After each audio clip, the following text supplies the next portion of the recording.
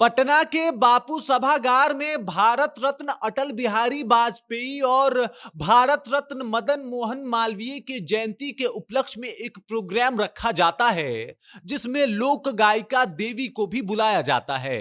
देवी इस प्रोग्राम का आगाज करती हैं और एक गाना भी गाती हैं। इस दौरान वो गाना गाती हैं ईश्वर अल्लाह तेरो नाम, और उसके बाद से बापू सभागार में बवाल मच जाता है। बवाल इतना ज्यादा बढ़ जाता है कि देवी को हाथ जोड़ के सभी कार्यकर्ताओं से क्षमा मांगना पड़ता है। और उसके बाद बाहर आके जो कहती हैं देवी, मुझे लगता है तमाम बिहारियों को, तमाम भारतवासियों को इस बात को जरूर सुनना चाहिए और जरूर इसके ऊपर विचार करना चाहिए। क्या कुछ देवी ने कहा है?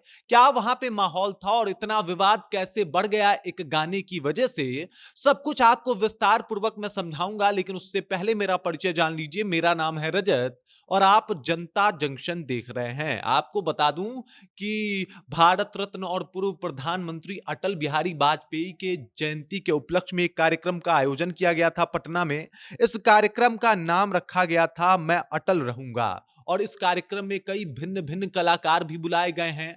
कई वहां पे बड़े बड़े नेता भी उपस्थित थे। और इसी दौरान जो है कुछ ऐसा होता है जिसकी चर्चा अब पूरे भारत में हो रही है। दरअसल भारत में इसकी चर्चा होने के पीछे का कारण है कि वहां पे लोक गायिका देवी जाती हैं। पहले अटल बिहारी अमर रहे के नारे लगाती हैं, भारत माता की जय बोलती हैं, और उसके बाद लोगों से बातचीत करती हैं, माइक से लोगों का अभिवादन करती हैं। सारे कार्यकर्ता उस वक्त बड़े हर्षोल्लास के साथ देवी का तालियों से स्वागत भी करते हैं। उसके बाद देवी एक गाना गाती हैं।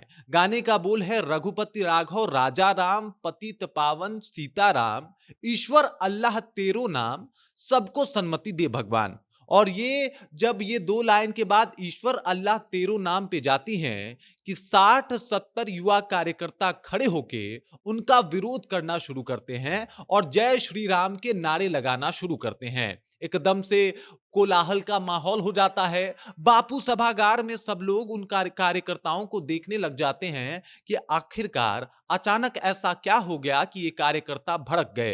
कार्यकर्ता बोल रहे थे कि ये लाइन नहीं होना चाहिए गाने में, ईश्वर अल्लाह तेरो नाम ये नहीं गाना चाहिए था देवी को यहाँ पे, ये उन्होंने गलत कर दिया। इसके बाद देवी सफाई देती हैं, माइक से ही मंच के तमाम लोगों को वो बताती हैं कि भाई साहब हम लोग हिंदू हैं और हिंदू का हृदय विशाल होता है। उसके बाद वो बताती हैं कि सबको समान अधिकार मिलना चाहिए, सबके लिए हिंदुस्तान है। उसके ऊपर और खूब नारे जो है नारेबाजी शुरू हो जाती है। और अंततोगत्वा देवी हाथ जोड़ के माफी मांगती हैं और कहती हैं कि मेरा मकसद किसी के भावनाओं को आहत करना नहीं था। मैं किसी के भावनाओं को आहत नहीं करना चाहती थी, लेकिन अगर आपको ये लग रहा है कि मेरी वजह से आपकी भावनाएं आहत हुई है तो इसके लिए मैं सॉरी बोलती हूं। लेकिन कार्यकर्ता उसके बाद भी चुप नहीं होते और उसके बाद भी लगातार जय श्री राम के नारे लगा रहे होते हैं। और इस दौरान फिर देवी जो है वो माइक थामती हैं और वो भी उनके साथ जय श्री राम के नारे लगाना शुरू करती हैं।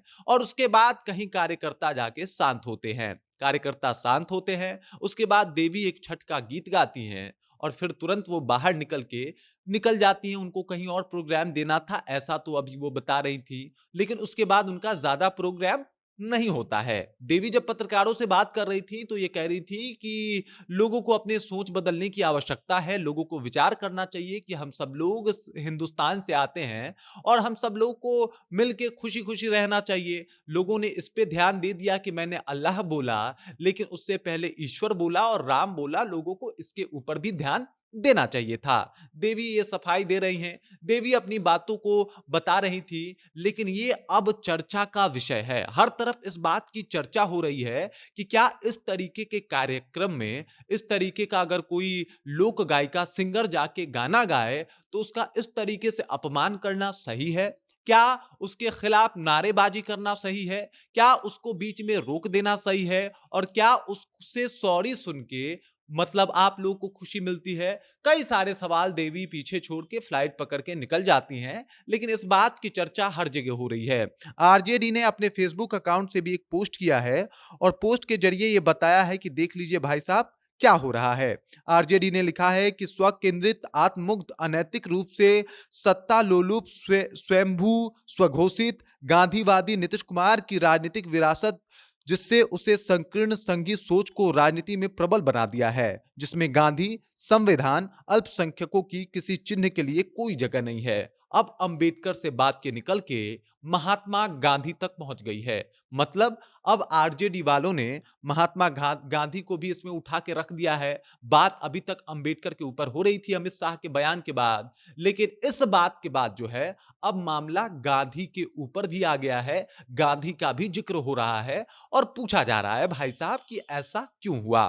तो क्या अब राजनीति में अंबेडकर गांधी साथ आ गए हैं और क्या इसकी वजह से नीतीश कुमार और बीजेपी को भारी नुकसान का सामना करना पड़ सकता है।